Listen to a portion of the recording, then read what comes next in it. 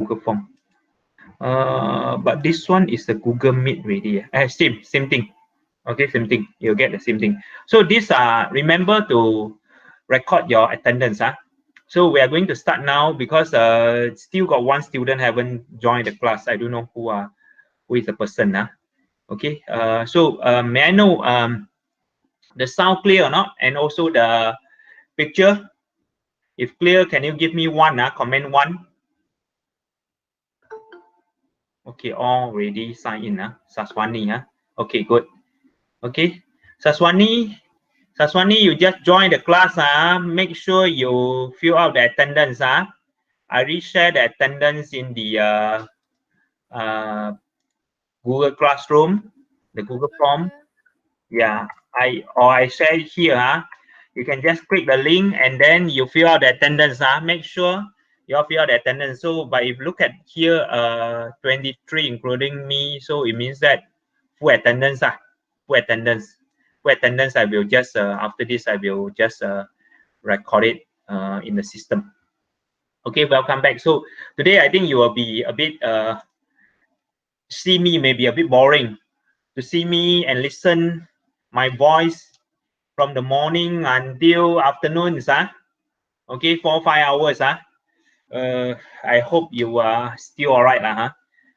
Because I noticed that why I change it to morning is I notice sometimes afternoon the afternoon, when afternoon I feel a bit not very energetic to teach. Sometimes I feel a bit after lunch, feel a bit tired, and that's why I say why not I just bring it morning, and we can finish out early. Then afternoon, if you got anything to do, then you can go to do your work. For next week, we see how. I will let you know. And another reason, because after finish the class, I want to go to meet my final project student. I want to send some things, the timber, to the students. Okay, that's why I come here and join the class. Finish the class in the morning to host the class morning. So I've also this morning I've also scheduled. Actually, I scheduled it last night to post it this morning, the lecture slide. So there are two lecture slides. One is the part 2, I think, still under chapter 1, serviceability, limit state, and so on. So that one I got update some information. You see, because this subjects, this course is a new course. I'm the first person. I have assigned to me. I'm the first person to teach. Okay, to guide these subjects. That's why you ask me how well my preparation. Usually, it take time lah. So that's why I have to read also a lot of things. I have to read. I have to prepare the slide. It's something like teaching. To teach here 2 hours, but the preparation more than that. The preparation may be 4 to 5 times, maybe 10 hours. Okay, especially let's say we have without any it's the first semester, so sometimes even more. Sometimes even a small parts we have, if we are the subject that I am very used to it. For example, reinforced concrete design, okay, RC1, RC2, and so on. So that one, I want to prepare the material is much easier for me. But however, for precast concrete design, pre-stress is okay because I have taught many semester. Although it's last 2 semester I did not, last 2 or 3 semester I did not teach. So I try to update the lecture notes. And put some of the new things and so on. So still easy for me for for pre-stress compared to precast.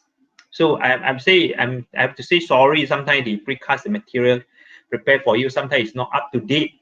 For example, like last week I posted, but this week I noticed that because today I'm going to teach, I review the notes. So I noticed that some of the thing I need to update it and so on. So I have to extra it. So maybe hopefully for those who are maybe your junior is going to take for next semester, you will be more structured. If I'm still teaching that same subject, you are the first semester, therefore first semester students that are taking these subjects, yeah, I try my best, okay, to prepare as good as possible the teaching material to guide you lah, huh? Okay, so now let's continue. I hope that we can finish the class before 1, before 1, because online class is possible. Try not to drag too long. Okay, and there's another slide that I also share with you is more on the shear wall. Okay, that one to calculate the forces. So now I'm going to share the slide now.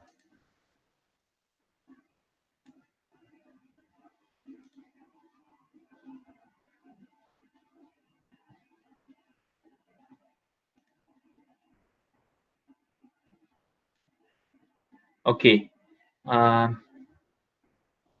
strength and service ability. Strength and service ability, chapter 1, part 2. I got divided into 3 parts.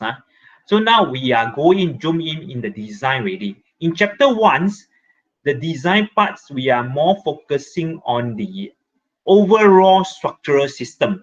You see, the stability of the precast concrete system. Last week, we have discussed the structural system of the building. Okay, structural system of the building. Compare between precast and cast in situ.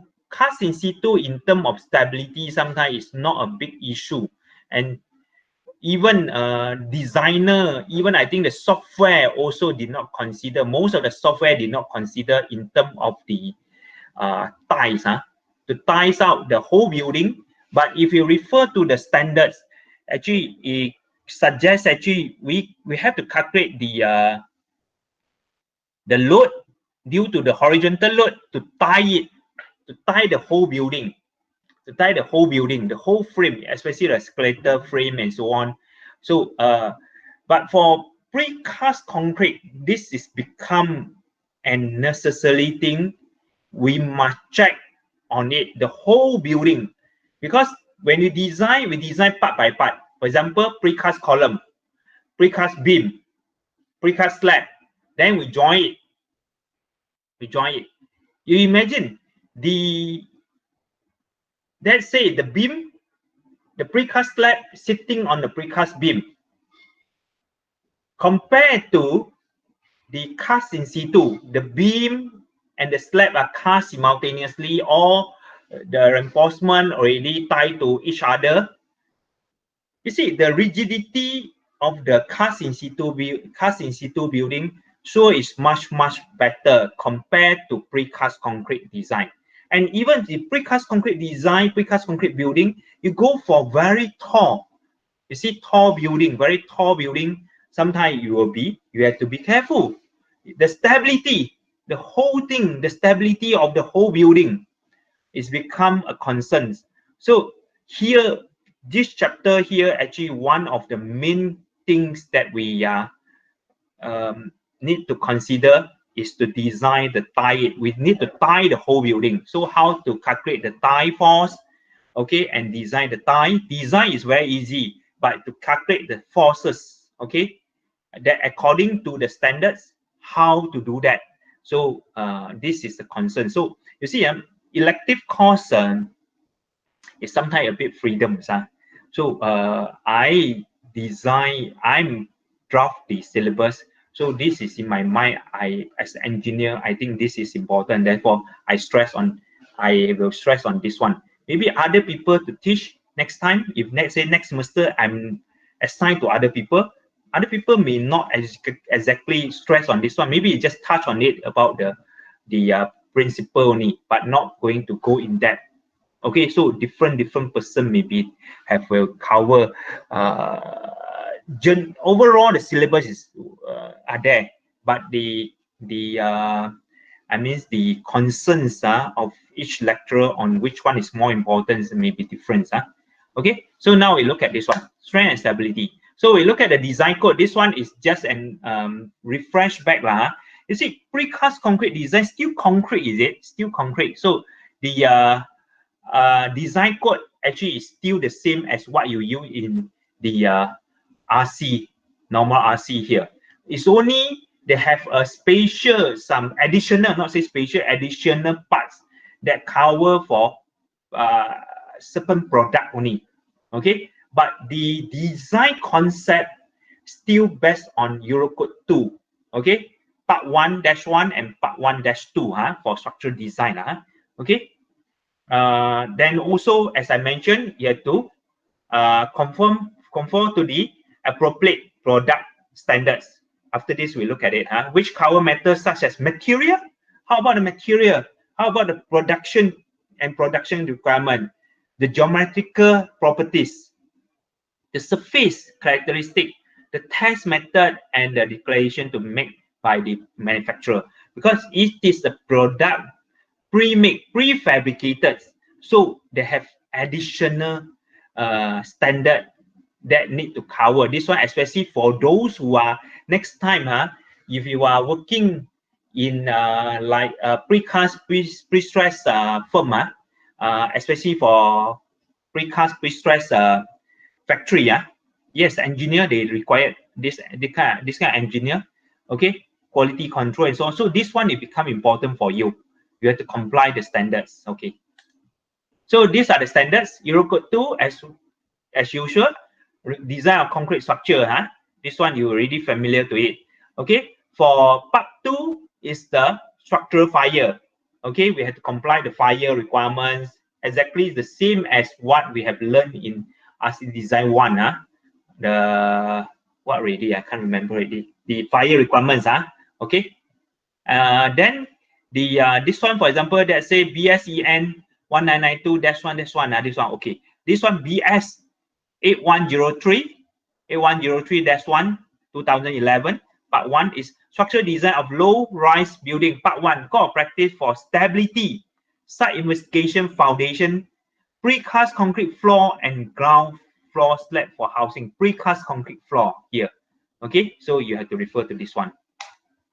Okay, then such as the BSEN 13369, common rules of for precast concrete products. So the what are the common rules that we need to know? Okay, and then we have the BSEN 14843. It's a precast concrete product for staircase. If you are working in the factory that only produce precast staircase, precast concrete staircase, so you have to know all what is standard listed in here, BSEN 14843. If we are follow Eurocode lah, if we follow Eurocode. So however, now is the problem. Now I did not download all this. The UTHM already stopped the subscription of the British Standard Online. British Standard Online, no more British Standard on. I'm not saying no more, means the license really expired, so we did not continue. So we cannot download lah. We cannot download from the UTHM website. So the design method, as usual. So this one I go a bit fast. This one is I just copy only. You see, last time even this one, the slide is HB Code February 2011. I just copy from the few slide from the previous RC design, RC design class. And I just put here. So in the limit state, we have to consider the ultimate limit state, the serviceability limit state, like as usual. This one I go a bit fast. All the design stations in the RC design 1 that you already learned before. Okay, in Eurocode 0, clause 3.2, we got persistent and transient. So I'm not going to discuss detail all this. This one you have learned it before already. Accidental, seismic. Okay, then ultimate limit state is what is ultimate limit state? It is deal with the strength and stability. So stability here, you see, stability. So in precast concrete, yes, important. The structure should not collapse. So precast concrete structure, so the collapse here, we have to provide the ties, okay, the stability ties to tie it, the whole building, the structural system there, the floor, to make sure that it will not collapse. Okay, this is under ultimate limit state. So and under ultimate limit state, we have this EQU in the equilibrium, the strength, SDR, geotechnical issue, then got the fatigues. Okay, this, if you refer to here, this picture. Okay, so if you refer here, so in the structure, this is a slab, is it? So if that say in terms of the equilibrium, you see, if that say this is a cantilever structure, is it supporting this building? Okay, supporting the building here. So here you have to make sure you overturn, is it? So we have to consider. So the support here go down to the geotech, so we have to design properly. So something like this, okay. Serviceability limit state, yes, deflections and also the vibrations, all this we have to consider. Yeah, have to consider all this serviceability limit state, and the corrosions, you see, durability and so on. So design life, still the same, follow Eurocode 0. So where normal building, we are under class 4, design working life category 4, 50 years, 50 years. Material, the same thing, concrete and steel. Normal steel, this one, unless we use pre-stressed concrete. Concrete strength, okay, the strength, FCU, FCK, okay.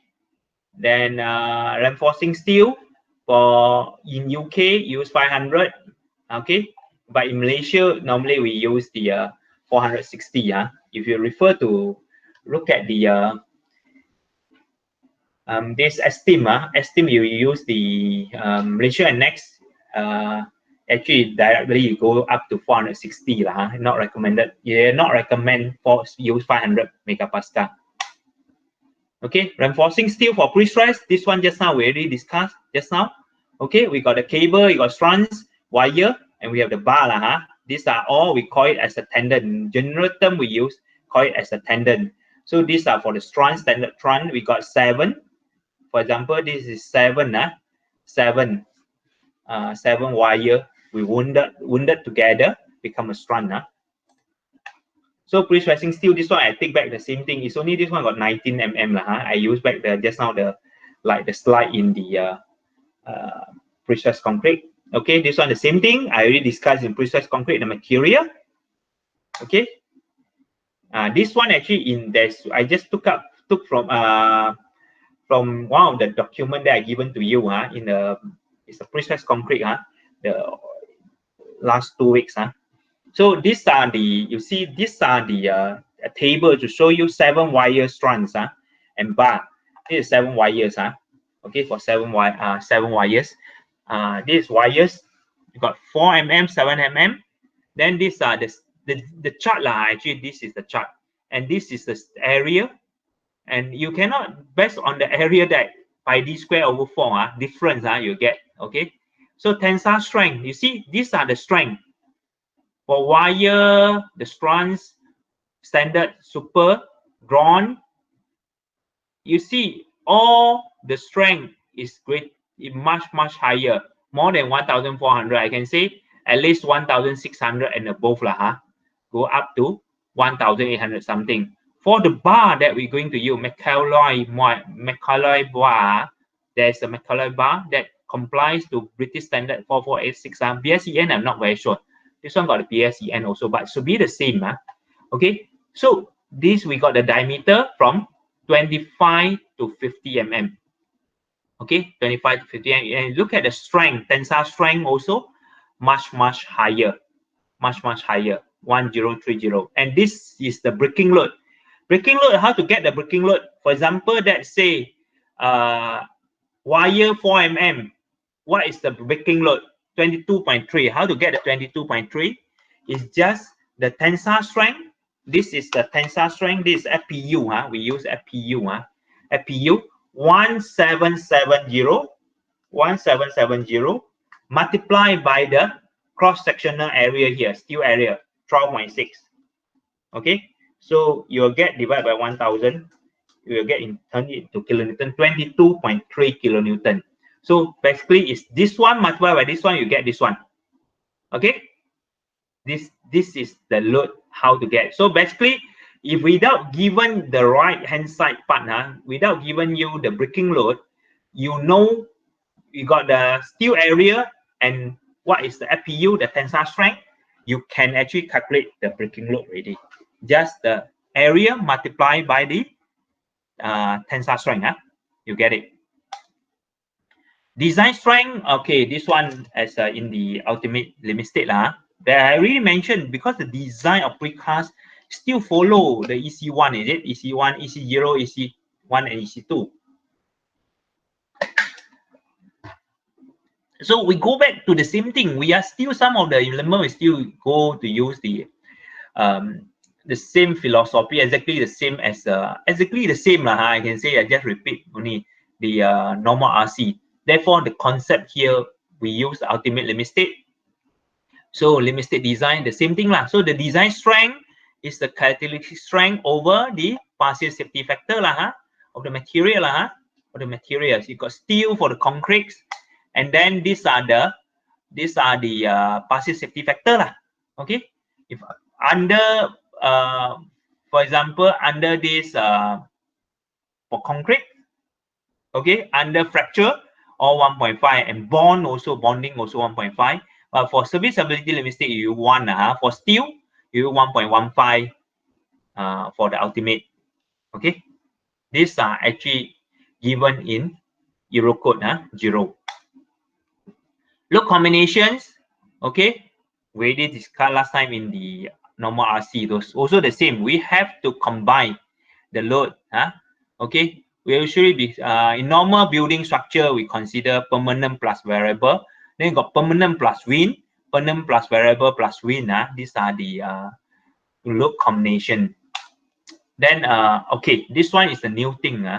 This one is the new thing. Prevention of progressive collapse. Yeah, this one we have to ensure in the precast structure. The main concern that we are doing now. Okay, the overall behavior of precast structure depends on the behavior of connection. You see, I always mention the precast concrete structure, the weakness here, I can say the weakness and the main issue here is the connections. Because it's part by part and then we join it together. You can see for example, our bone, bone tulang. Like today, I feel not see yesterday also. You see, like we do exercise, we do something our hand. So if that say we are not fell down means we are okay. But where always the failure happen? The failure always at the joint, is it? The failure is always at the joint. Happen at the joint. The joint. If our like for our leg, where the joint always is the weakness. Our knees, okay, our ankle. These are our joint where the connection from upper bone connect to the lower bone. Same thing here. If the joint between the column and the beam, so the connection part always is the weakest point. So we have to take into account. Okay, so we have to make sure that if we did not take care of the joint, you have possible to collapse. If let's say some horizontal load come, earthquake, easy, the joint will fail first, loose, and then break, and then fail. The whole part or partly will collapse. So we have to prevent it. That's why I always think about it in precast concrete design. The stability we have to take into account. Okay, the structural integrity and the structural stability is become a main concern. Okay, you can design how good is it, all the element, but you cannot design a good joint, okay, and provide a sufficient tie. Then it will not good. Okay. So apart from the design of force transfer between the individual unit, there should be continuity across and ductility within the connection. So here, another stress about here, the connection again. Okay, the connection and also the structural member and of the structure as a whole. So means that we are looking at the part by parts, local structure we concern. Then we have to look at the whole building, the whole building. So today we will look at the whole building. We'll look at the whole building, how we are going to provide the tie, how to calculate the force, the tie force, the internal tie force, the peripheral tie, okay, the vertical tie, okay, between the column. So these are our concerns, okay, the horizontal ties, okay. So therefore, this is to ensure the structural integrity, which is the ability of the structure to bridge local failure, So we want to prevent all this kind of progressive collapse at the end. Okay, so prevention of progressive collapse. So a badly designed or detailed precast building is going to susceptible to the progressive collapse. So this is the thing. This is the thing. As I always stress on it, the detailing, the connections here. Okay. So how to prevent it? Okay, how to prevent it? The most direct way to prevent progressive collapse is to reduce or eliminate the risk of accidental load. This progressive collapse is always what to say, if we did not consider all this accidental load, so you cause it. So example of this accidental loading is error in design. Okay, error. We have did not consider error in design is something like, suppose this structure got subjected to certain, let's say, vibration load. You design this precast concrete system, but actually the load have put some machine is always going to vibrate, but you did not consider it. You assume it is static load. Okay, so will cause the happen error in the design or construction. Local overloading. So the loading already over than what you estimate. Service system. Yeah, this one is, let's say, got some machine explosions and so on. Boom. Okay, vehicular or falling or the material impacts. Let's say the vehicle impact on it, and also the localized fire got the fire, or we have the foundations. We have the foundations, foundation settlements. Okay, foundation settlement, and seismic effects. Okay, so these are example of accidental load that we did not consider during in our design. This one go back to just now just to show you only in terms of the the factor, this one the factor, partial safety factor, look combinations under persistent and transient that we have discussed last time in the RC design 1. I'm not going to discuss in detail this one because you already learned it before. This is elective course. The same thing, all these have been EC0, EC0. Okay, and this one is the reduction factor. Okay, still remember, I think for those who have followed my RC design 1 last time, I have discussed all this. This one is the variable action. Let's say we have secondary variable actions, okay, acting together with the main one, the imposed load. So we can reduce the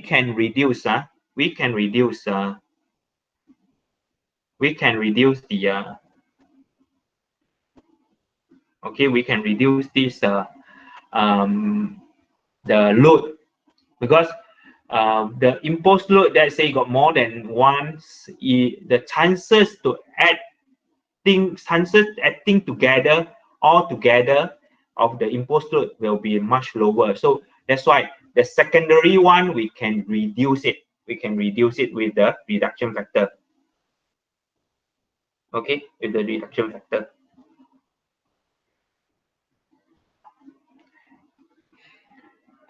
That's why one bottle of water also not enough, because I keep talking, is it? Okay, so and these are the, actually is for BSEN Eurocode 1, the imposed load. This example of the imposed load. For example, the residential general, this according to Eurocode 1.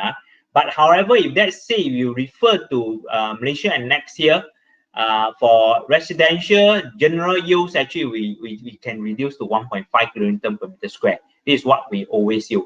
But however, if let's say the balcony, staircase, yes, we increase a bit. Balcony, sometimes got more people together.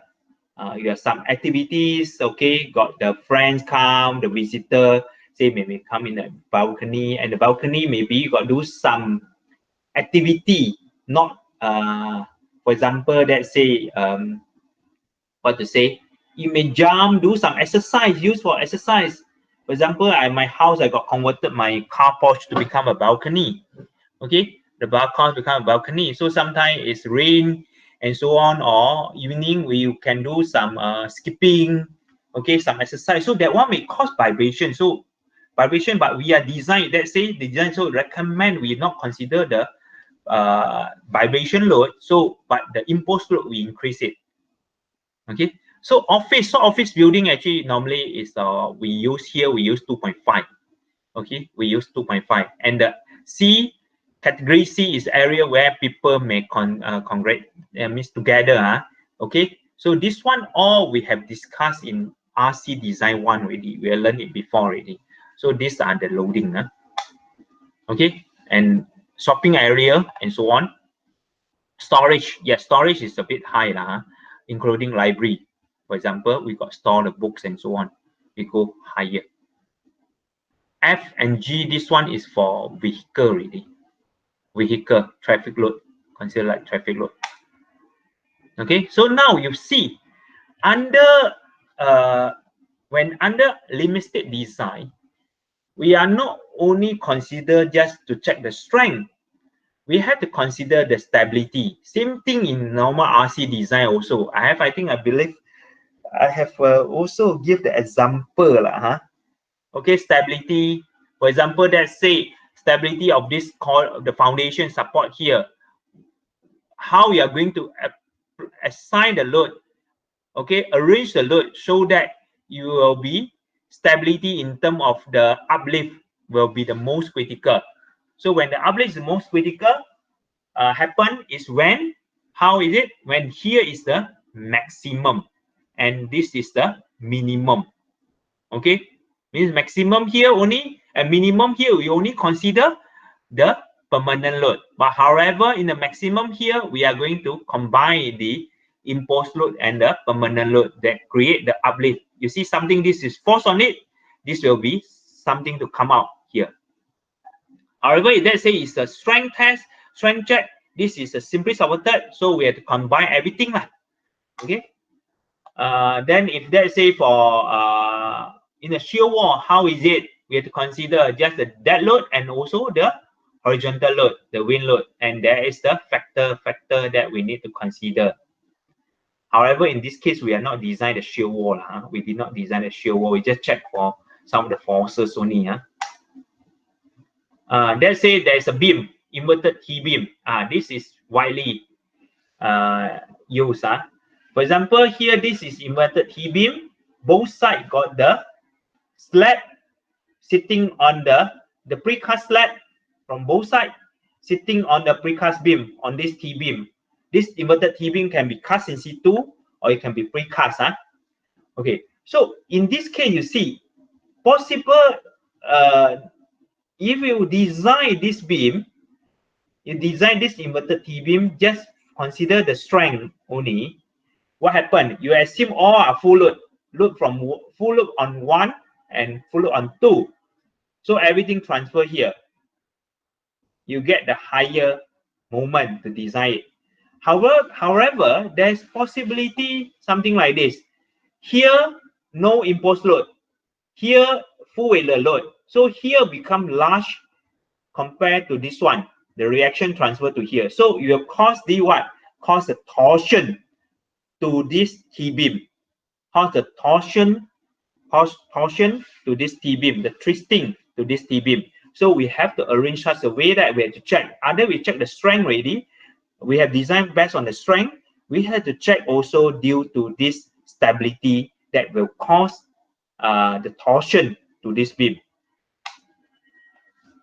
Overhang beam, as I think this one, I don't know whether it got one semester have come up this question in something like this in the in this RC design 1. Okay, how are we going to arrange the load going to arrange the load, okay, to consider to get the worst case, okay, the envelope for different, and also to get the stability in terms of stability and so on. For example, let's say what we want to check the maximum axial load of this support here. So how are we going to arrange the load and so on? Just an example number 1, overhanging cantilever beam, how we arrange the load. Then for continuous slab, let's say continuous slab. This one you have learned it before.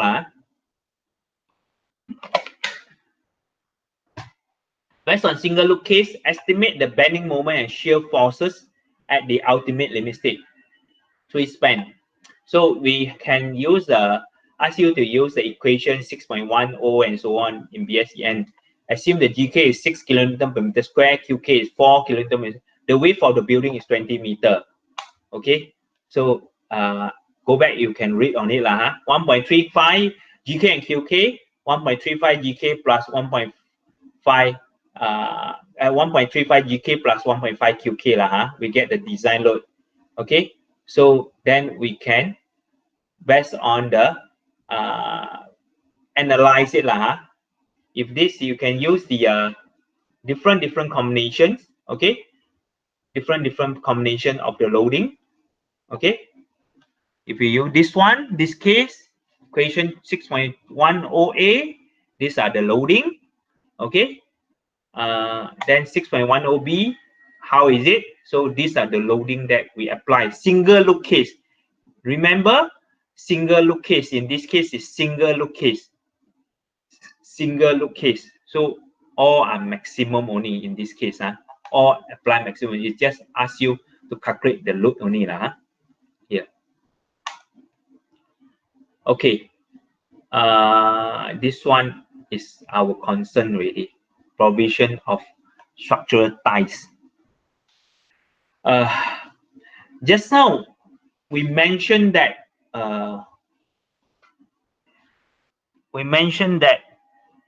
we are going to have to prevent the progressive collapse. Okay, so one way is to prevent the accidental load. Okay, means we have to consider all the loading in our design accidental. But if let's say we do not consider, another way, another solution here is we provide the structural ties. We tie it, the whole floor, we tie the whole building, the frame, we tie it with additional structural ties.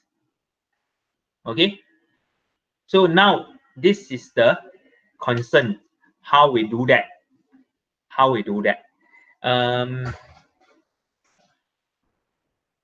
Actually, if let's say in the not only in precast, even in the prefabricated structure, even like timber, timber structure, the timber structures here, we can actually provide it, especially for provide the tie, additional tie.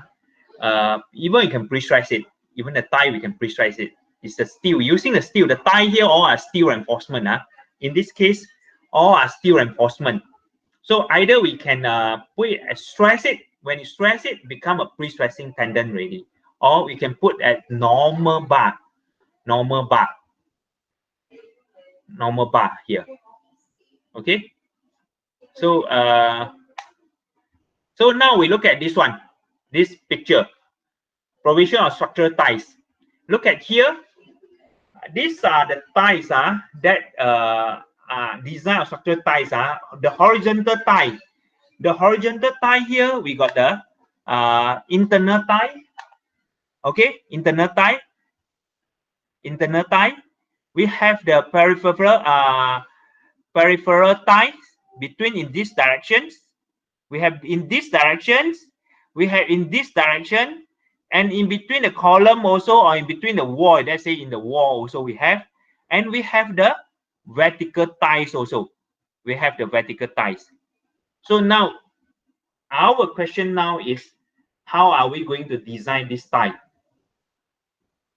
Okay, how are we going to design this type? So here in this chapter here, in this subtopic here, is we are consider the horizontal load. We are based on the horizontal load. So the horizontal load can be from the wind, or it can be from the notional load. Okay, based on the notional load.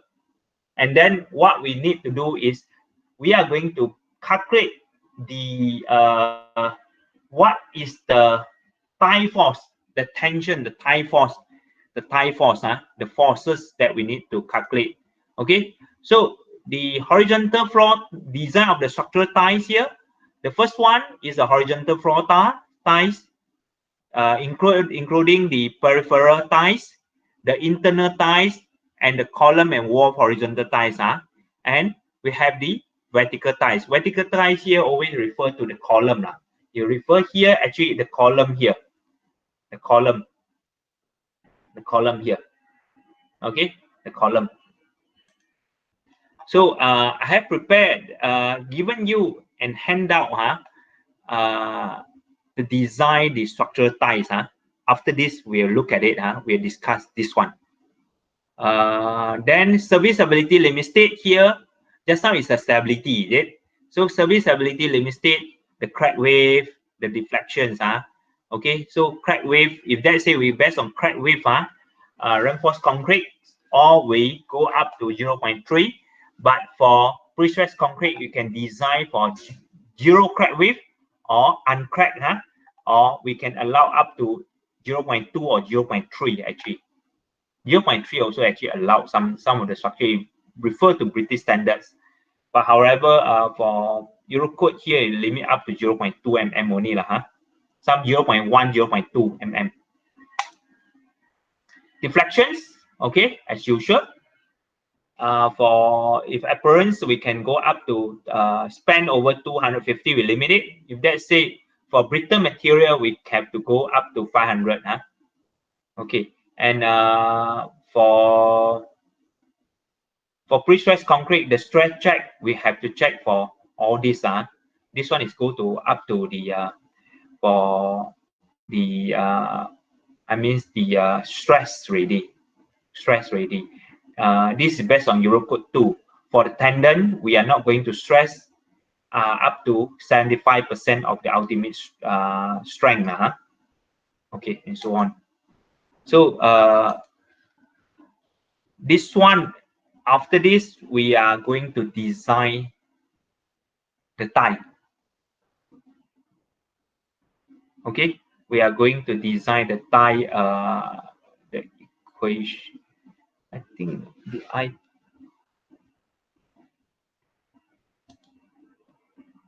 this one. Suppose they got a handout. Is it this handout? Yeah, design of the structural ties. Okay, we will look at this one. Design of the structural ties. So, class. Any questions? Any questions? I go a bit fast to give you an idea about this stability, especially to the prevention of the progressive collapse. If you understand, can you comment yes? as what we have already discussed. Okay.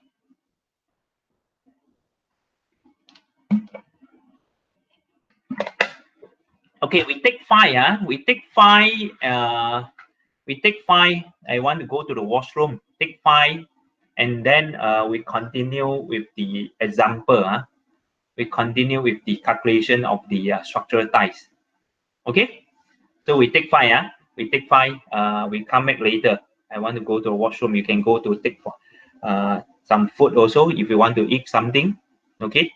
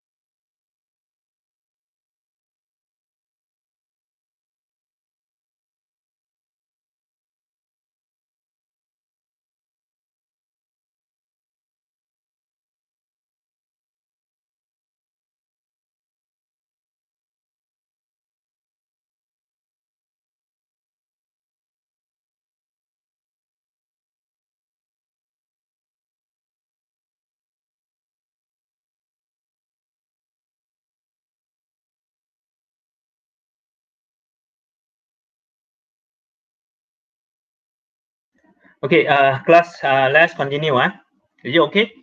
Are you ready? So if you are ready, please comment 2. If you are ready now, please comment 2. Then we are going to continue. Hopefully we can finish, but before 1. Can finish before 1. Okay. Okay, all are ready. I know you are. I mean breakfast until lunch. It means that from breakfast morning during my pre-stress class, and then lunch you may take the lunch now for the precast. Okay, one is breakfast, another one is lunch. So I'm going to share the screen now. I'm going to share the screen. We look at the example. Look at the example. No, not really the example. After this, we'll look at the example. So I off the camera first.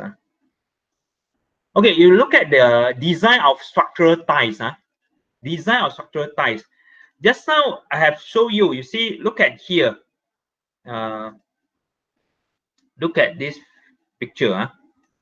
So the structural ties in the precast concrete. Actually, this one is not really on only for precast concrete. It's only during the normal reinforced concrete. Usually you will fulfill. You see, in normal reinforced concrete, cast in situ concrete, the slab and the beam are cast in situ. Actually, that one will not a big issue already. However, in precast concrete, you look at it in composite, even in composite, not only in precast only, precast composite, you see, the precast slab, after that, we're going to put a topping. Even like, let's say you have whatever precast composite system. In this case, we got the precast slab, then we put topping, a topping, very thin concrete, let's say plus minus about 40 mm. Then we are going to provide a layer of reinforcement. Usually that layer of reinforcement, we just put the BRC. BRC, we can use the BRC and to prevent the cracking. Okay, one is to prevent the cracking, the minimum bar, the minimum reinforcement to prevent of the shrinkage crack. Okay, so another one, actually that reinforcement we have to counter check with the, is it sufficient or not as the horizontal tie, as the internal horizontal ties, the building. And when you, the building for the ties, you have to hook to certain part, to hook with the peripheral ties. We have to must have a what to say, tie it together. These ties must be hooked also to the peripheral ties, between the along the perimeter of the building. So for example, let's say you check, due to the shrinkage, you just require, let's say, only 5 mm of the BRC. But however, when you calculate based on the horizontal load, we are required, the internal tie required, let's say, go to 7 mm. So in that case, the 5 mm is only sufficient to prevent the sufficient for the shrinkage minimum, but it's not sufficient as the for the internal tie, for the horizontal tie. So therefore, you have to change it to 7 mm. Okay, fulfill the shrinkage and at the same time fulfill function as the structural ties, and to tie the whole system for the structure, for the stability, prevent of the progressive collapse. Okay, so so now we look at the more detail now, go into the calculations, the equation. So horizontal ties here consists of the peripheral, the perimeter. This one in the perimeter, and also we got the internal ties. Okay, and the column, between column and the wall. These three types we group it under as the horizontal floor ties. Okay, so the load, now what is the load? how are we we have to consider the force. The force is it. So according to the design standards, Eurocode got provide some guide, and the British standard also provide some guide. This one that I show you is, I think, is a British standard, based on BSA 110. Okay, the basic tie force on each floor, remember, on each floor or roof should be lesser. You see, you're not going to consider very high. Should be lesser. The FT, the tie force, 60 kilonewton is the maximum, or this is the tie force. This is the tie force, or which one? 20 plus 4 times number of story. For example, let's say the building is 5 story. The building is 5 story. 4 times 5. 4, 5, 4, let's say we reduce it. If 4 times 5 is 20 plus 20, yeah, can. If let's say number of story, the building is 5 story. So the FT will be 60 or 20 plus 4 times 5. So 20 plus 4 times 5 will get 40 kilonewton only. The FT is 40 kilonewton. So 60 and 40. So you have to choose the smaller one, which is 40 kilonewton. Okay, which is 40 kilonewton. So this 40 kilonewton will be used in design of the peripheral ties, design of the internal tie, and also between the column and wall. Okay, so for the peripheral ties, the design tie force equal to 1.0 FT. The FT is this one, 60 or 20 plus 4 times number of story. So, and the peripheral tie should be located within 1.2 meter from the edge of the building. Means the building is within, not more than. Within is not more than. We cannot provide go into the floor, okay, or within the perimeter wall or the beam. So easier way is just along the beam. Means we worry sometimes is the beam already have a lot of reinforcement already. So we worry it is congested of the reinforcement. So we can set back in a bit, but must be not greater than 1.2 meter. Must be within 1.2 meter. Okay. And if that say we based on maximum 60 kilonewton, and we use the reinforcement, the strength of the reinforcement, high yield steel 460.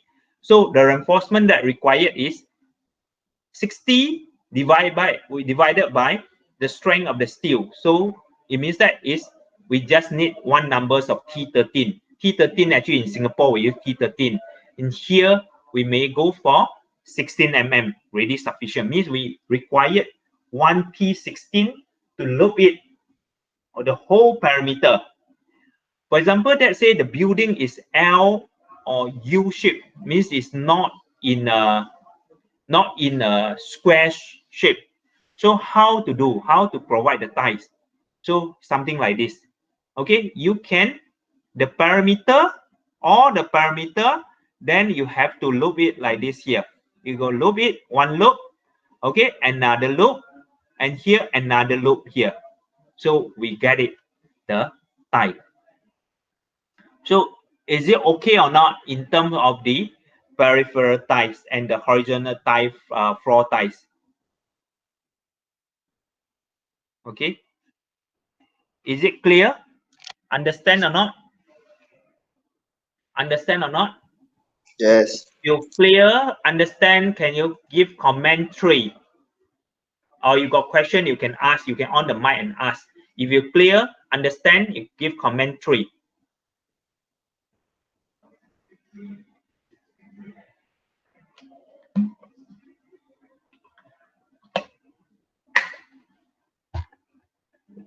Okay, no question. We'll look at the example after this. Okay, all clear. So now we go the next one, internal tie. Internal tie. Internal tie is this one. So you refer to here. Just now is the peripheral tie along the edge of the building, perimeter of the building, peripheral. Okay. So internal tie. this is horizontal. So internal tie from here, internal to this side. Okay, this way, this way. This is internal tie. Okay, internal ties. The ties are in two orthogonal direction, means the perpendicular direction, as just now I show you, and anchor to peripheral ties. So remember, you must hook it, anchor it to the peripheral tie, to the perimeter tie of the building, or to column and wall. If that say we got a column and wall, okay, there's the perimeter there. We got a column. Some part got a column, some part don't have it. But if let's say along the perimeter is the wall, shear wall. So the internal tie must tie to the anchor to the wall or to the column. Okay, or you must anchor to the peripheral ties. Okay, and the spacing of these ties must not greater than 1.5 LF. Okay, what is LF here? 1.5 LF. LF is the greater distance between the center to center load bearing elements. It means that if let's say you are considered in X direction column, X direction, so between the column to column, each bay, what is the distance, the greater distance? Maybe if the column here, maybe it's not, the distance is not spaced out equally, so you best on the largest one. You best on the largest one. Okay, if you refer to here, this diagram here, you refer to this diagram, this is the L lah, this is the L between here or between here. Okay, between here or between here. Okay, so this is the spacing, and so the tie should be able, so the force, the tie must able to what? Capable of resisting a tensile force. What is a tensile force? The tensile force must be equal to the greater of these two. Means that just now the force here, the basic tie force is the smaller, lesser between these two, is it? But now this is the tensile force. The tensile force must be greater between these two values. The first value is between the GK plus QK. GK plus QK is the sums, average of characteristic depth and imposed load in kilonewton per meter square. The kilonewton, the floor load, the floor load in kilonewton per meter square. GK plus QK divided by 7.5 times just now the distance here, LR, sorry, not LF, it's LR, over 5 multiplied by FT. FT is this value. FT is this value. Okay, it's the basic tie force. FT is the basic tie force. Then if you summarize this 1 over 7.5, you get 1 over 7.5, you should get 0.0267. 1 divided by 7.5. How come? Oh, then you got 1.5, got 5 here. So if we summarize out this equation here, we get equal to 0.0267 GK plus QK multiplied by LF multiplied by FT lah. Okay, this is the first value you have to calculate, or 1.0 FT just now lah, similar to the peripheral ties. Okay, whichever is largest, then you use to calculate for the internal ties. And the reinforcement acting as an internal tie may be spaced evenly. Okay, it may be spaced evenly across the floor or group within the beam, or you can group within the beam or wall as convenient. Which one is convenient? It depends the station. Okay, then group it. You can group it. Let's say you require 5 bar. Okay, 10 mm. You can group it together, or you can this 5 bar you can space out. You can space out evenly. Which one is convenient? Okay, then The horizontal tie, another one is the between the column and the wall. The design tie force will be greater, also greater of the first equation, 2 times Ft or Ls over 2.5 Ft. Okay, so this one Ls now, another term Ls. Ls is the floor to ceiling height, the floor height lah, basically. I can say roughly is the floor height lah. You want to take as a floor height also no problem. Ceiling height actually will reduce a bit lah, reduce a bit, minus out the thickness of the slab. But if let's say you know the thickness of the slab, you directly take the floor height lah. Okay, so these two value or 3% of the total vertical ultimate load carried by the column or wall at the floor or roof level being considered. 3%, 3% of the total load carried by the wall or column. Because now we are looking at the column, tie for the column or the wall. So we have to calculate what is the column, the particular column carried by the particular column. Okay, something like this. Something like this. Between these two columns. So what is for this column? What is the load, the vertical load of this column carry? If they say this is a wall, this as a wall. So what is the load carried by the wall? Okay, so this one is the for the column and wall horizontal tie lah. Okay, and also what is it yeah, after this we'll look at the example Then vertical tie. Vertical ties is this one. Vertical ties is the column lah. I can say this is vertical ties. If that say sometimes it's like even for timber structure we can hollow, inside is a hollow, so we can provide the tie. Or the solid, we can provide the hole or how they can provide it, the tie. Okay, we can, for concrete, maybe we can put a tube, something like a post tension, is it? We can slot in, we can pre-stress it, and as the function as the vertical tie. And this one, if you stress it as a function as a vertical tie, actually is good, for especially for under the seismic zone. The column will it can actually strengthen, stabilize the building. What else? Okay, go back here. Okay, vertical tie.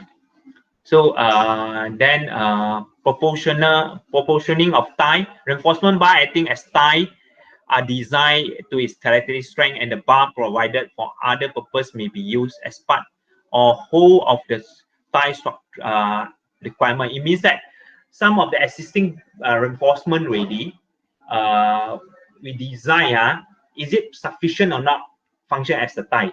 So it really functions, and sometimes we don't need to add some more. Okay, so tie may be located partly or wholly within the precast member as long as continuity of the tie is assured. Just now I mentioned already that one, the internal tie, we can group it or we can space it. Okay. This one, the continuity of tie is how concrete infill. For example, here, this one, you see, in between here, this is the joint, the key joint between a precast hollow core slab in this one. I don't know whether in this one. So in this is a infill, concrete infill. So this one they can provide the tie. They can provide the tie. Okay, inside view, you can see that say this is for a beam and the slab here. So we can provide the tie here. Okay, we can provide the tension, anchorage, length type, and so on This is how the in terms of detailing, how we provide it. Anchorage of tie. Okay, just now already mentions the internal tie have to anchor to the peripheral ties. Okay, so we have to anchor it. So for example, this is a peripheral tie, is it? You see, this is a peripheral tie along the perimeter of the beam. So this one is the horizontal here is the horizontal tie, is the internal tie. So you have to anchor it. You cannot just without discontinue, without continuity. So you have to make sure that you have to anchor to the peripheral tie. Similar to here, if the peripheral tie is here, so the internal tie, you have to anchor and hook it. If like this, another way is do like this. Okay, this one at the bottom part and this one tie at the top. Okay, whichever also can. We can top or bottom, which one also can. Which one is feel comfortable, easier for suitable for the buildings. Okay, and if that say in it's a column, at the column, we are going to tie it like this. Okay, we're going to hook it. Plan view, in plan view, this is the tie. Come it, we bend it, we anchor it. This one come here, we anchor it. This one from here, we anchor. This one look like a U, like a U shape, like a U shape. Okay, if elevation, you see like this, something like this come here. Okay, this is the column. This from the slab or the beam here come, and we have a loop here. We have a loop anchor it. Okay. Okay, we have finished the theory, some of the calculations, some equation of the tie. The next one is we are going to see as one example, one of the example for design for the tie. So is it okay or not? Just now what we have discussed, give you some overall idea. We will look at the example, only you will be familiar how to use all what we have discussed just now. Okay, we'll look at one example, design of the tie. Any questions, or is it okay or not? Are you clear or not of what we have already explained? If you understand, please comment for. Please comment for. If you have got question, you can ask.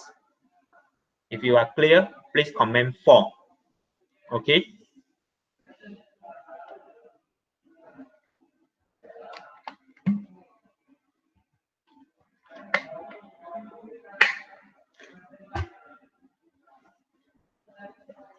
Okay. Any question or not? Majority comment for, so it means that you are clear. I think maybe once you look at the example, you see how we apply all what we have discussed just now. Okay, so now we look at the example. We look at the example. Design example, structural integrity ties. Okay, so we have a precast floor. Look at here. And this one is the wall, RC wall. At RC wall space at single span here, 9.6. The width is 9.6 meter. Both end here is the symmetry. And the floor system using precast floor elements with 75 mm thick topping. Okay, these are the spanning in this way. Span the floor, the precast floor span in 9.6 meter, and there are 4 bays. Okay, each bay 8.4 meter. Each bay 8.4 meter So you got how many panel of the slab? 1, 2, 3, 4, 5. About 5 to 6 panel here. So these are the floor in plan view. Design data, number of story 8, including the roof. The roof is considered not the precast. The roof is normal. That's it. So number of story 8 story. Floor to floor height 3.5 meter. 3.5 meter.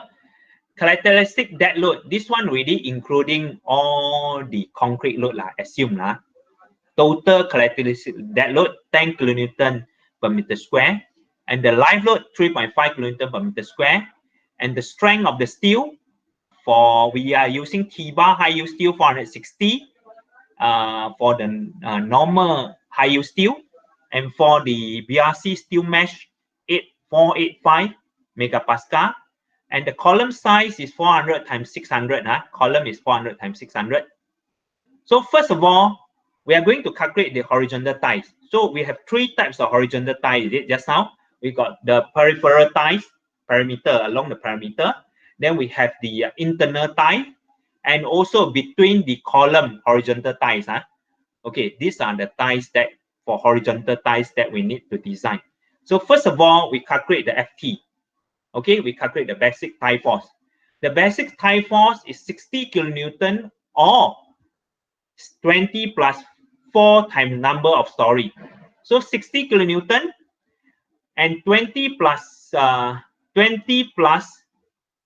4 times number of story. So this building have 8 story. So 4 times 8 is 32 plus 20, we got 52.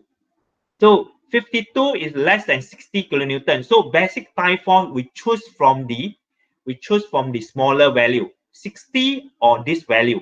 So we notice that from here we get 52 kilonewton is less than 60. Yeah. So we use the basic tie force, we use 52 kilonewton. We use 52 kilonewton. So the next one is we calculate, we want to design the horizontal tie ready. The first one, peripheral ties, perimeter, perimeter of the column. In this case, the perimeter of the column. Okay, the perimeter side, perimeter of the building, perimeter of the building. So the design tie force is for peripheral ties is 1.0 FT. So FT is 52. So 1.0 FT is 52 kilonewton. So the steel area required is FT divided by the strength of the steel. The strength that we're going to use, we use high yield steel, T-bar, 460 here. So 52 kilonewtons, you convert into Newton, divide by 460. So we get 113 mm square. 113 mm square is required. In this case, provide 13 mm. So for in here, we have to use 12 mm. This one, I think, is based on Singapore bar size. We are not using 13. Singapore use 9, 13. Did not use 10. Okay, and 12, I think. So here we use 10, 12, 16. So in this case, 12 mm is a bit not sufficient. So we can provide, you can propose 1T16. 1T16. 1T16 as the peripheral ties. Okay, as the peripheral ties along all the diameter, the perimeter of the building. After that is the internal tie. Internal tie. The tie force, the greater of 0.0267. Just now we see how to get this equation, is it? This 0.0267 GK plus QK, all these are from these equations. From this equation. These are actually stated in the standards. This equation. Okay. GK plus QK divided by 7.5 times LR divided by 5 FT. LR is the spacing between the load bearing elements, which is the column. We got two directions. In this case, the internal, we got two directions, X and Y, is it? We got two directions. One in X, 9.6 meter. Another one, Y, is 8.4 meter. Here. So X is, X is referred to 8.4 meter. X is referred to the 8.4 meter, got 4 bay. Okay, 4 bay. So the tie force, we choose from the greater 0.0267 GK plus QK, LR, FT, or 1.0 FT. So in X direction, the LR is 8.4 meter. 8.4 meter. So the tie force will be, the tie force is, we substitute GK plus QK. This is GK plus QK in kilonewton per meter square. So we got 157.4. Okay, this is based on per meter run. You have to remember, this is we based on per meter run. We convert it, actually is become a per meter run. So the 1.0 FT here, although it's 52 kilonewton, we calculate. Also, we assume it's every meter, the tie force is 52 kilonewton. So we choose the largest here. So the largest is 157.4. So we are going to design based on this bigger value, based on this bigger value. So then we got 157.4 divided by the, we are going to use the BRC, the steel mesh, for the strength is 485. So 157.4 divide kilonewton times 10 power 3 become Newton, divide by the strength of the steel mesh. So required 325 mm square per meter run. Okay, you see, this is the in X direction. This is in X direction. In Y directions, the same thing. In Y direction here, you see, in Y direction here, we are based on 9.6 meter. The spacing between the column, single bay there, 9.6 meter. So we get 180 kilonewton per meter, which is greater than 52, which is greater than 52. So if you substitute here, we get the steel mesh we required is 371 mm square per meter run. Actually, if we going to use the steel mesh, the BRC, then you compare which one. You have to compare which one. 325, you can use square mesh. If you have decided to use square mesh, square is A type. I think square is A type. Type A. If you use BRC, it's type A. It's type A. So you have to choose type A square that comply the largest here, which is here is 371 comply. So the other direction, X direction, will be complies also sufficient for the X direction. And this one actually is you have to compare with the minimum reinforcement that you are provided in the topping. For example, let's say topping only provide about 200 mm square per meter run. But now it based on the tie force, based on the design tie force, here required 371. So if you provide minimum only to call for the shrinkage, you are not comply this one. You're not comply this one. So in this case, so we are going to use 7 mm square mesh, okay, square mesh, 7 mm with 100 mm spacing. The reinforcement provided is 385. Will be 385 will be complies 371, and this one actually quite large already, quite big. 385 actually quite for in term of the reinforcement. You see, normally topping they are provide very small only, small reinforcement. They did not consider, if the designer, the engineer did not consider of the tie force, will be always provide much lower than the required. Okay, that's why this one maybe last time the IKEA, JB IKEA, I don't know whether they the topping, the reinforcement, they consider this horizontal tie or not. If they consider horizontal tie, they have to compare. They have to compare, because we have I don't know, quite some time already. The IKEA in Tablau IKEA, we have I think maybe 2 years ago, we have do some job there, inspections. The person doing the concrete topping, the casting of the concrete floor, so has subjected, the floor has subjected to some crack, and asked us to give opinion and go to and check before it opens. So at that time, I think we overlooked, we did not check for the whether they consider the horizontal tie force or not. When they design, the designer got considered this, engineer got considered this horizontal tie force when design for the topping or not, or they just go for standard only. Okay. So then the next one for the horizontal tie is the column horizontal tie. Column horizontal tie, yeah, just now we have to calculate, because it's got 3 equations here. One is 2 times Ft. 2 times Ft, Ft already got it. The tie force is 52 kilonewton.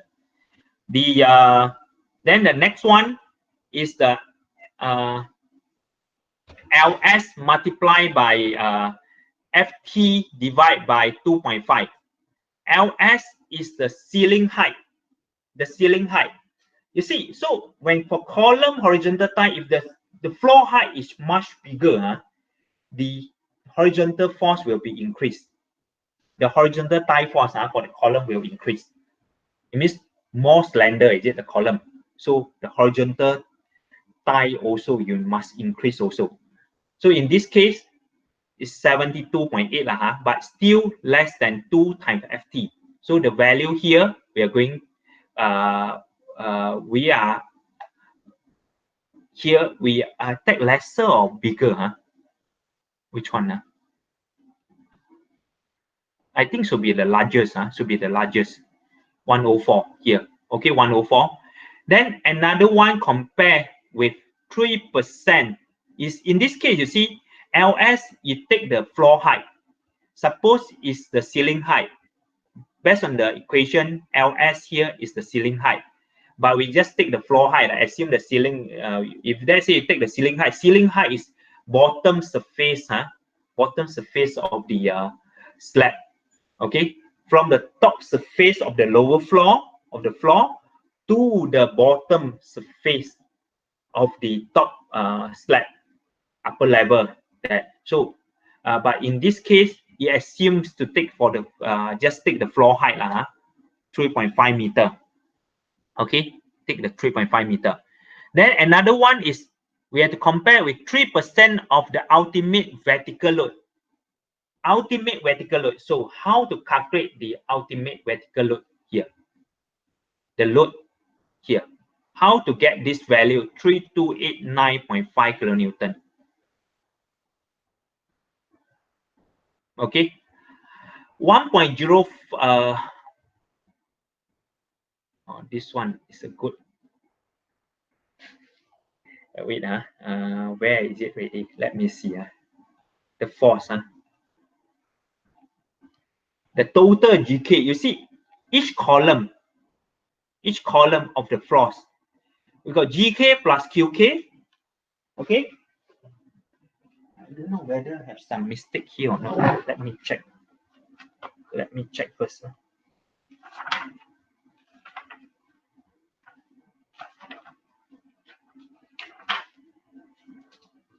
Wait, hold a minute.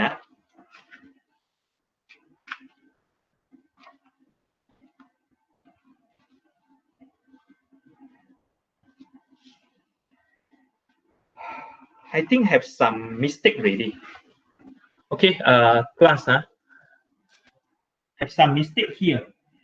We have to correct it. This one.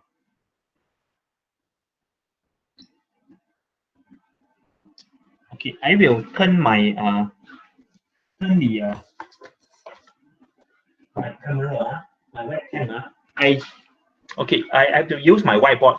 The mistake here, because you see, ultimate load, ultimate suppose is 1.35 GK plus 1.5 QK if you based on Eurocode 2. The factor is not correct already. But however, for British standard, actually you use 1.4 GK plus 1.6 QK. Okay, 1.4 GK plus 1.6 QK of that particular floor.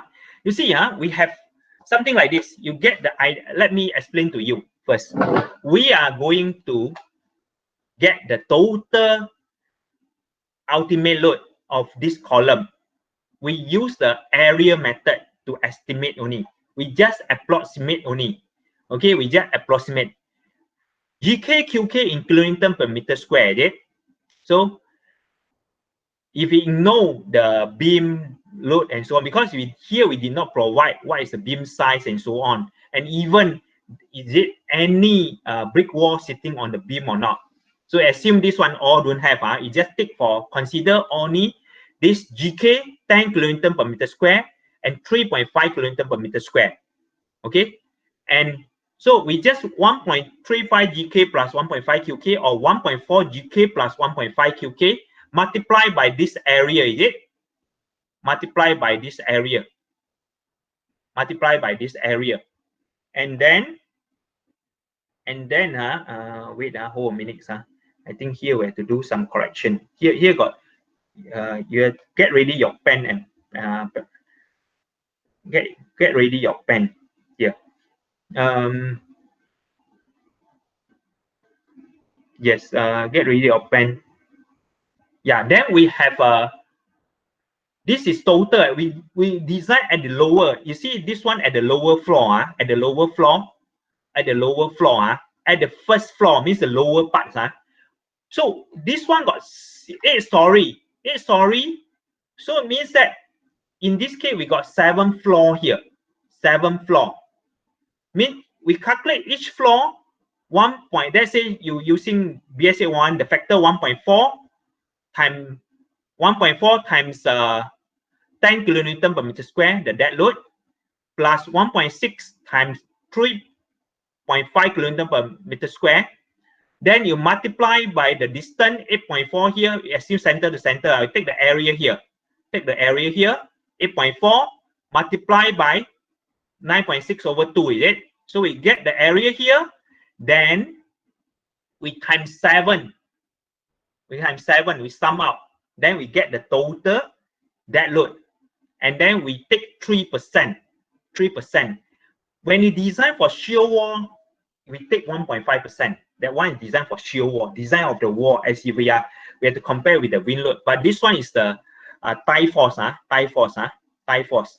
So please, I will, because I use the webcam, use the whiteboard here, I have to stop presenting first. I stop presenting first, and then I turn my this one, my whiteboard, my webcam project to the whiteboard.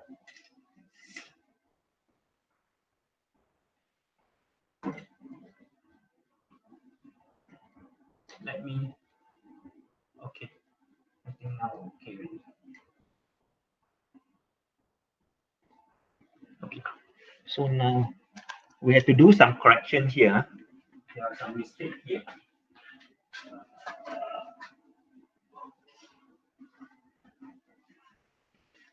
This one exercise is just how the quick stress. I hope you already copied. Already copied. Then I will prepare Google form for you to submit exercise.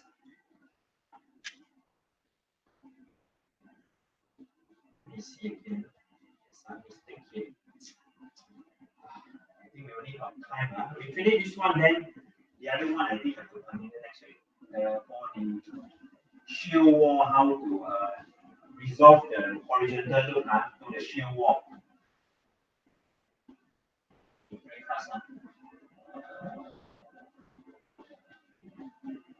Okay.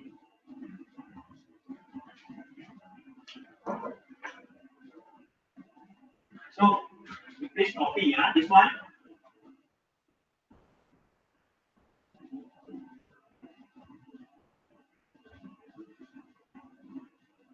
The column horizontal tie, this one is C.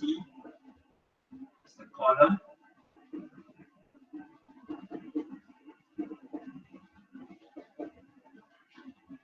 Horizontal tie. Okay, so the total ultimate load. Total ultimate load carried by the column at first floor. At first floor, because of 8 story, this one. So we use the symbol N, total load. So in this case, I use the BS1 load factor 1.4 DK plus 1.6 DK. So it will be 1.4 times DK is 10 kilonewton, is it? Okay, let's see.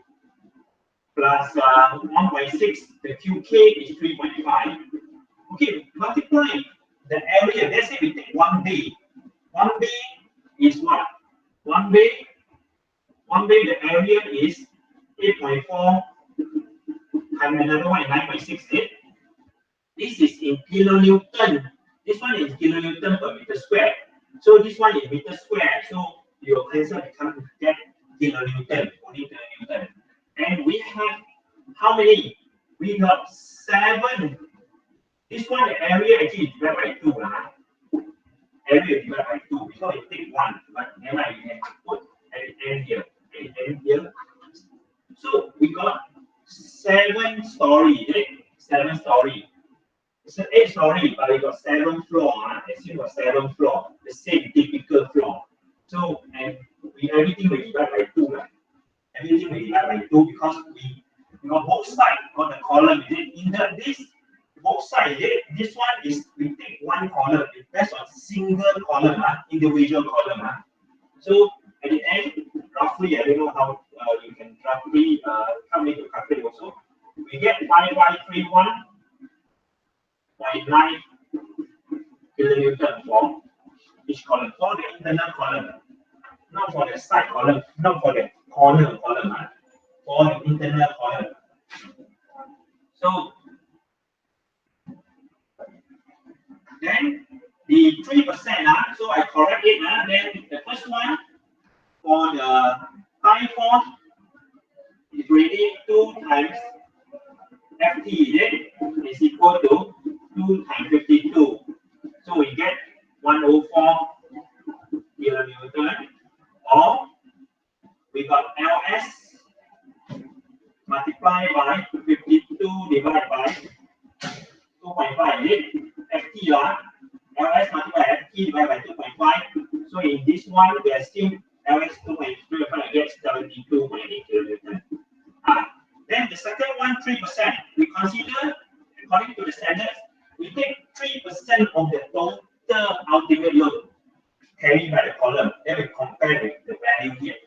So total here is 5531.9.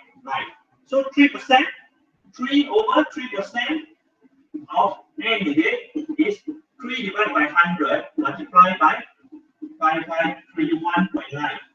So we get 166 kilonewton. So maybe I think have some mistake there in the notes there. So can you please correct it in the slide there? In the slide. So you see, we have now what we have is we have 3 values. The first value here, which is 104. We have second value is 72.8, and the third value is 166. So which value is that one? We choose the largest one for the design. So in this case, 3% of the total ultimate load is the largest. So therefore, we are going to use this one to design our column horizontal tie. The tie for the horizontal tie of column. Is it okay? Class, is it clear? If you understand, please comment. If you understand, please comment 5. You get it? This one, please comment 5. Okay, good. Okay, all comment 5. Anyone? Okay. Anyone not got any question or not? If you this one, I think we 1 o'clock already. We try to finish this one. We try to finish one. Okay, we try to finish this one. Because I think the slide got some the resolution of the horizontal force. That one for shear wall. That one I think I have to cover next week already. We can't finish it. Okay. So from there, the AS will change also because it's not based on this one got some mistake already. Even this one is based on this value, we have to use 104. We're not going to use 987. If you look at the previous the handout that I provide to you, there's some mistake already. There's some mistake. And vertical column tie will be also mistake already. So I think like this, you follow my I go to I have to write it. Okay, I have to write here. Okay, so now we continue the design. So this one okay already. So the column horizontal ties force, the tie force that we need to use is 166 kilonewton. 166 kilonewton. The whiteboard a bit small. So maybe we can go get another whiteboard.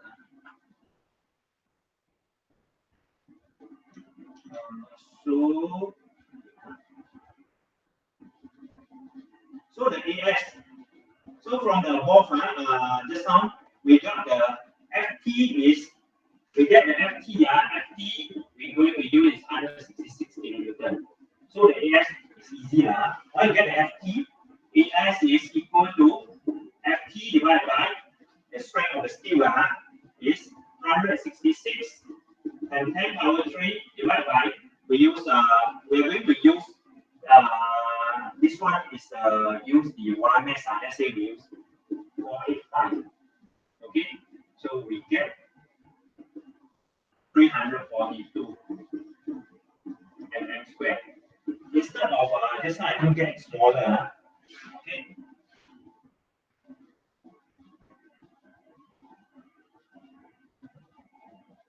So if you refer to the code and try to find out the standards and share with you if I can get it.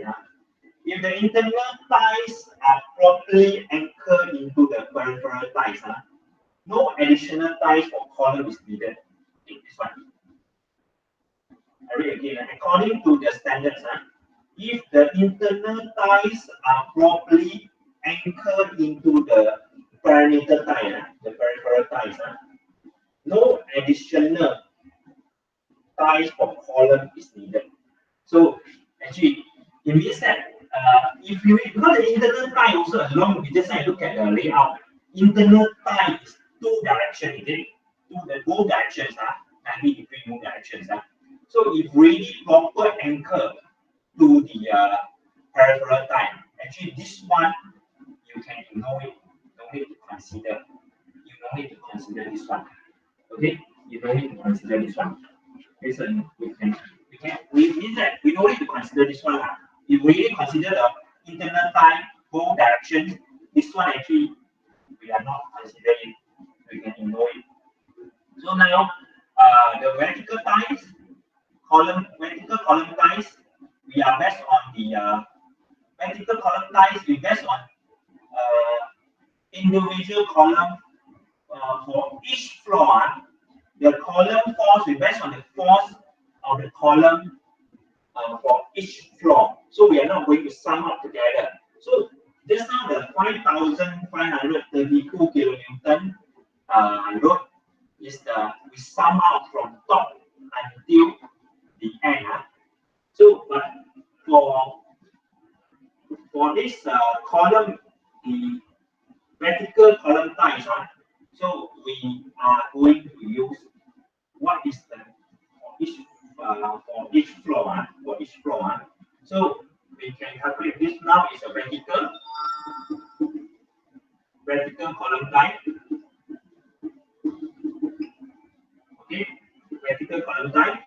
So the design tie force, because just now in the lecture slide got some mistake already. So please correct it. So we are going to use the new the tie force, the total force and the total vertical force. We got 5532 and 5532 kilonewton. How many? Actually, you got 7 digits already here, so you can divide by 7. Go back. So we get 790.3 kilonewton. So why you get this one? So we want the column is going to provide by it. So we use the what? We use the high yield steel, So the AS, the strength is 160. The AS will be 790.3 kilonewton. And 10 power 3 divided by 460. So we get 1718 mm squared. Okay, so if 1718 actually you can compare the column size, the size of the column is 400 times 600. Okay, this one, I play this one. So the column is 400 times 600. So 1718 is how many percent? can calculate it. This one. So the column, the size of the column is it? The column 400 times 600 mm. So percentage of AS here, percentage AS is basically 1718 divided by 400 times 600 divided by 100. You can get in terms of percentage. Okay? So roughly you get is 0.72%. 0.72.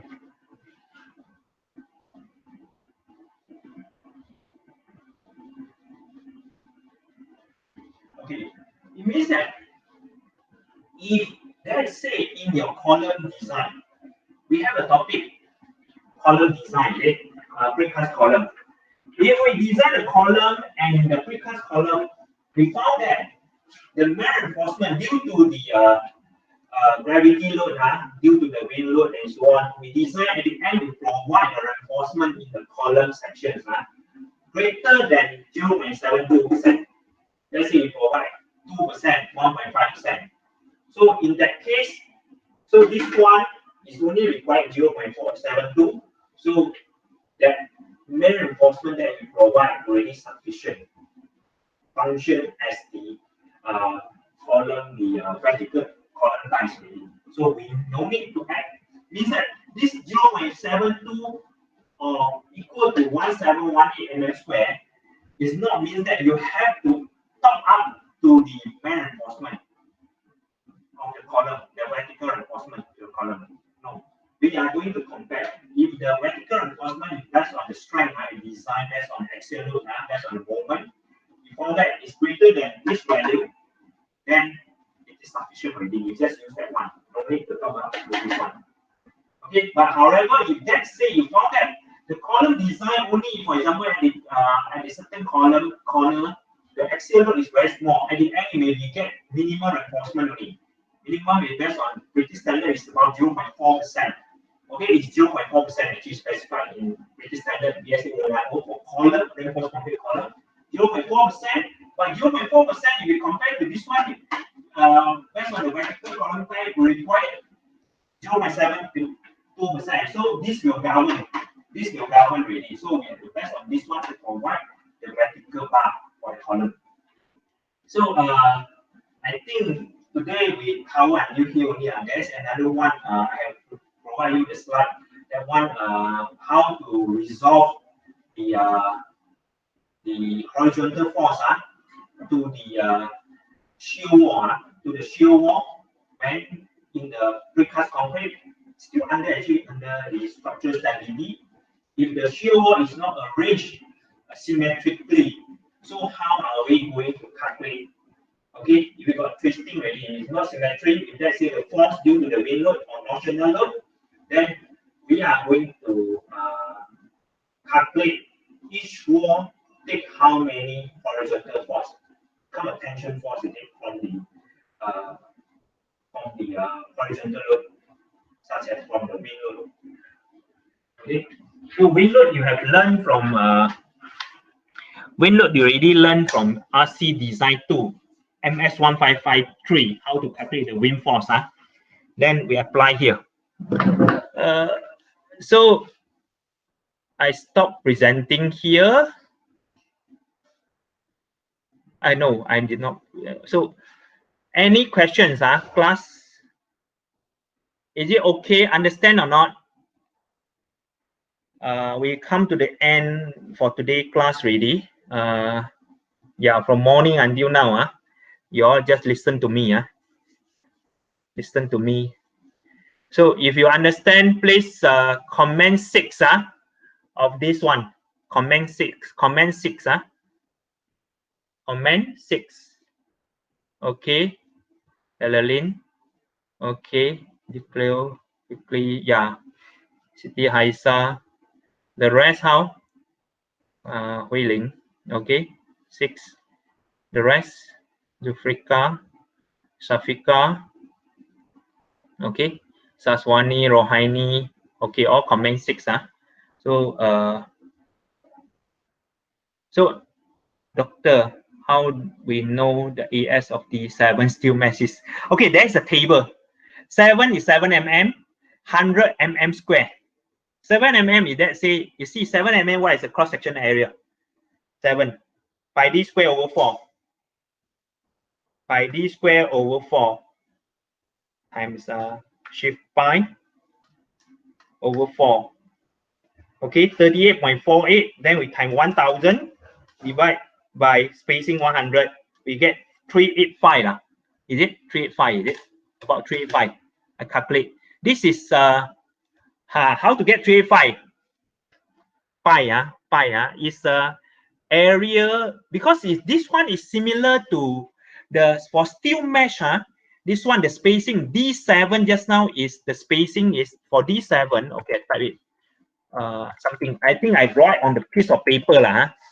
I write on piece of paper and show you in the camera. I think easy. Okay, oh, they have got the whiteboard. Easy. D7. D7. Yeah.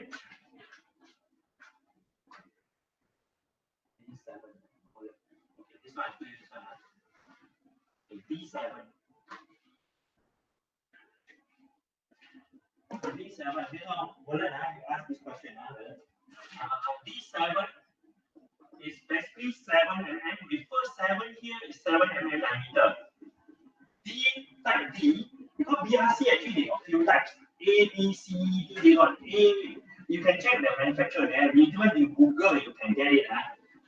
You got the table already. But how are we going to calculate? It's actually the spacing here is 100 mm square. 100 mm square spacing. So this is similar like what you learned in slab. If let's say the slab you got T10 300, what is the per meter run? How much is it? Per meter run, how much is it?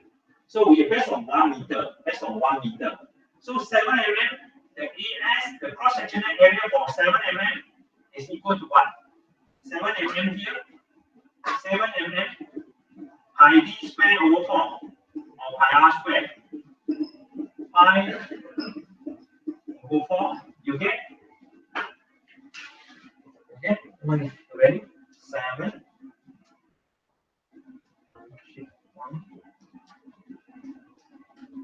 38.5 is 38.5.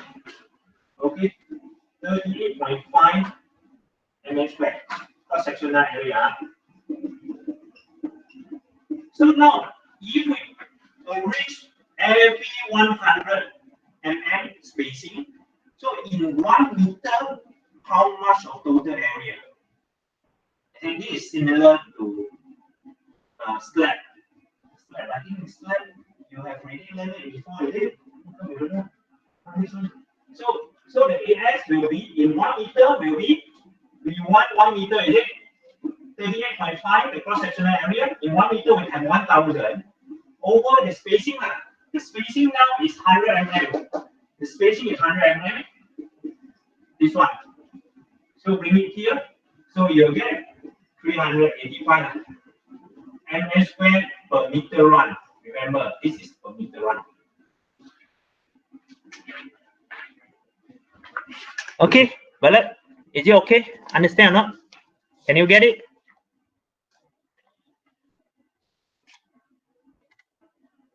Clear or not? Okay, good. So can you explain again what should be compared with the percentage in order to know whether need to provide the vertical column ties or not? Not quite clear just now. Okay. Diana, Norma Diana. Okay. This one actually is what I really just now explained. Maybe we use the this is when there is a topic, precast column design, precast column design, precast column design. Okay, let's say like this. Okay, clear this one, clear this one. Precast column design.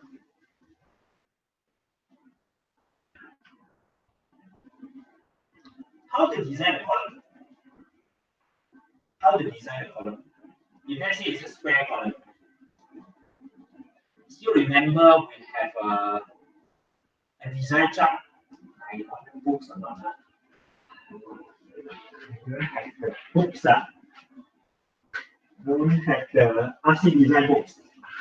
RC design books. I think inside this box. I cannot. It's inside the box here that I put the tripod.